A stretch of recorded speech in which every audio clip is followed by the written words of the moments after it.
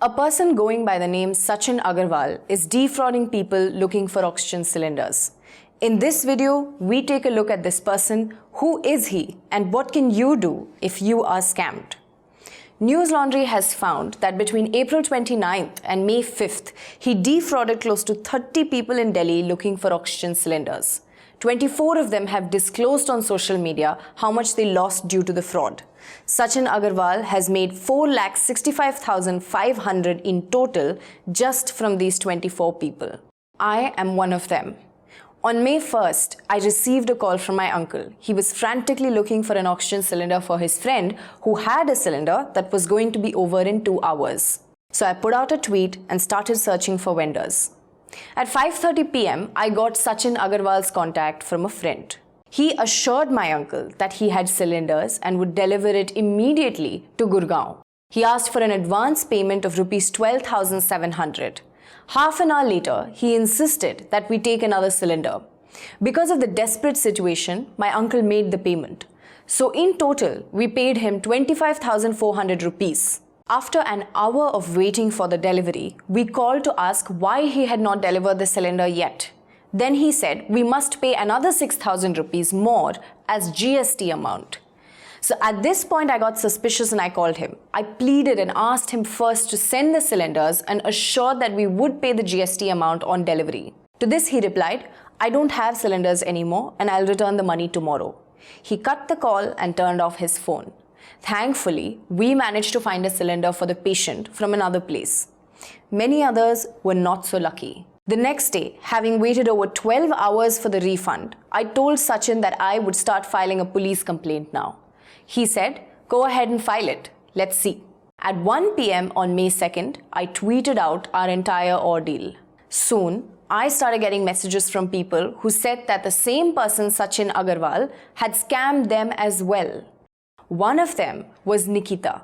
This is not her real name as she's scared to reveal her identity. Nikita lost her grandfather while waiting for a cylinder from Sachin.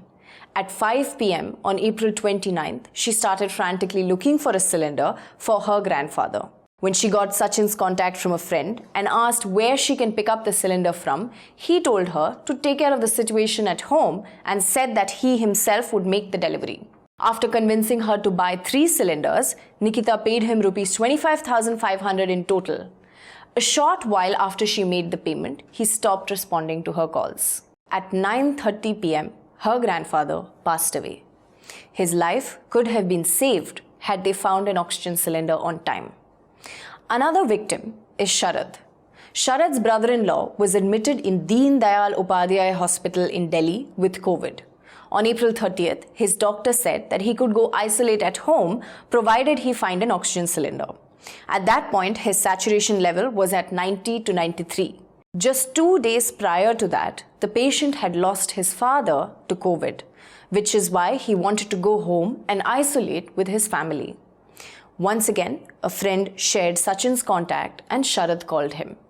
Sachin made Sharad pay him a total of Rs 33,950 rupees and made the family wait for close to 3.5 hours.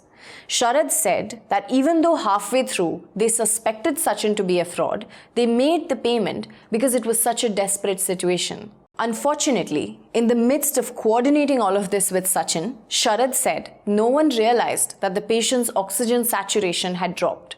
Today, as we record this video on May 6th, the patient continues to be in the hospital and is battling pneumonia as well as typhoid.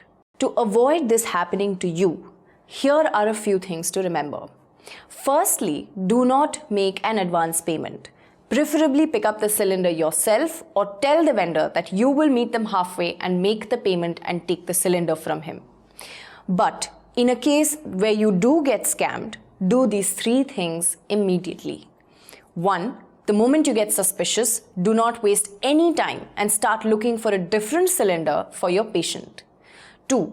Once you believe you have been scammed, immediately call your bank and tell them to freeze or reverse your payment. Some banks might do this, some banks will not, but it's important to raise a complaint with your bank. 3. I would urge you all that if this happens to you, please file an FIR because only then the police will begin their investigation. But of course, only after you've ensured that the patient is out of danger. Coming back to Sachin. Who is Sachin Agarwal? We found that Sachin told most of his victims that he worked at Durga Oxygen Gas Depot in Shahdra area of New Delhi. When my friend visited the shop, it was shut. 2 other families were standing outside the shop in the hope of finding Sachin to ask for their money back. In every case examined by News Laundry, Sachin gave his victim one phone number to call and multiple other numbers for UPI payments.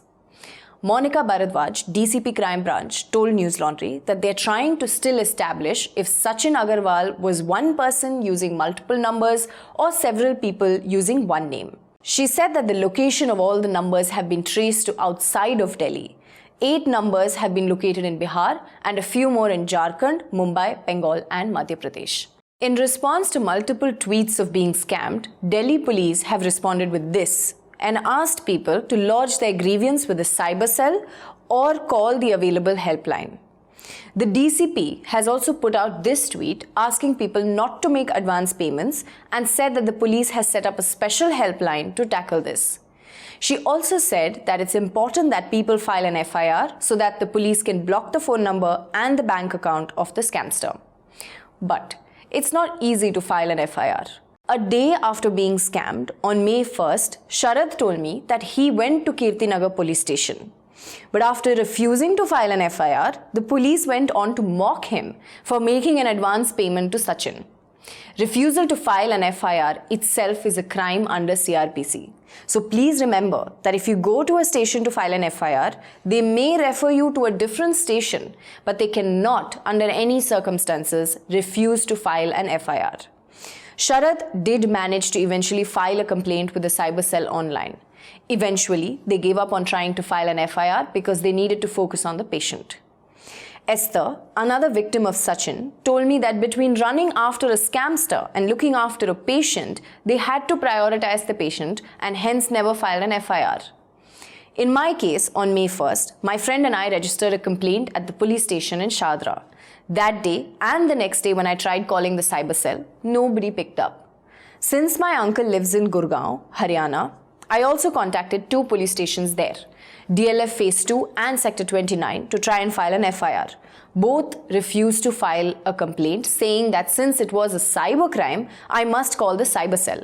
On May 2nd, I filed an online complaint with both the cyber cells in Delhi as well as in Haryana. On May 2nd, after over 24 hours, the Shahdra police station finally registered my FIR. Do remember that giving a complaint is not the same as an FIR being registered. Once you give a complaint to the police, do make sure that you follow it up and you receive a copy of the FIR with an FIR number from the police. At this point, I also want to discuss the environment that made it easier for such scams to thrive. In the last few weeks, as COVID infections rose in Delhi and oxygen began to run out, many people started volunteering online to help coordinate oxygen cylinders for families in need. Iknoor Kaur is one such volunteer who's been using social media to try and coordinate between oxygen vendors as well as the patients. She told me that initially vendors would confirm if they have a cylinder, then they would give their address, ask the buyers to come to the shop who will make the payment there, and then they can take the cylinder from them. But on April 27th, the Delhi High Court ordered the state government to find establishments selling oxygen or drugs on black market. Iknoor said that that's when the problems began.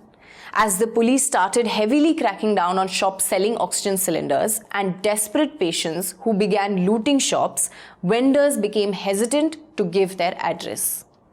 Instead, they started delivering cylinders home, and for their own assurance, they would ask buyers to make an advance payment.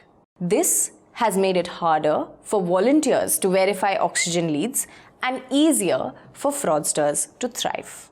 As we record this on the 6th of May, Sachin Agarwal is still out there scamming people. We don't know if he's one person or multiple people. So please do watch out for such scamsters and do not make an advance payment.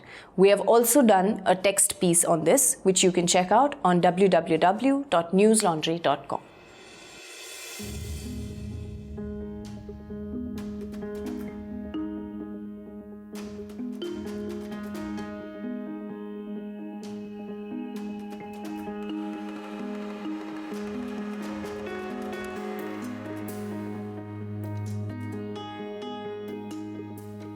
ये हमारे साथ already हो चुका है sir, कि किसी ने पैसे लिए और सिलेंडर नहीं दिया, तो हमें क्या गारंटी है? हम आपको, अच्छा आप अपना लाइव लोकेशन हमारे साथ शेयर कीजिए, अगर आपको, अगर आप बिल्कुल ऑथेंटिक है, अगर आप दुकान से भेजेंगे। तुम्हारा आदमी मर जाएगा ऑक्सीजन के बिना। फोन कर दो, अभी आप बकवास कर रहे दुर्गा गैस एजेंसी का शटर डाउन है, हमें पता है, ठीक है। आप फोन कर दो पहले आप। हाँ हाँ, हम रख देंगे आपको। आप अगर फ्रॉड कर रहे हैं ना, परिवार मर जाएगा, तुम्हारा परिवार मर जाएगा। अरे तुम्हारी धमकी से हमें कुछ नहीं होता है, ठीक है, अपनी धमकी अपने पास रखो।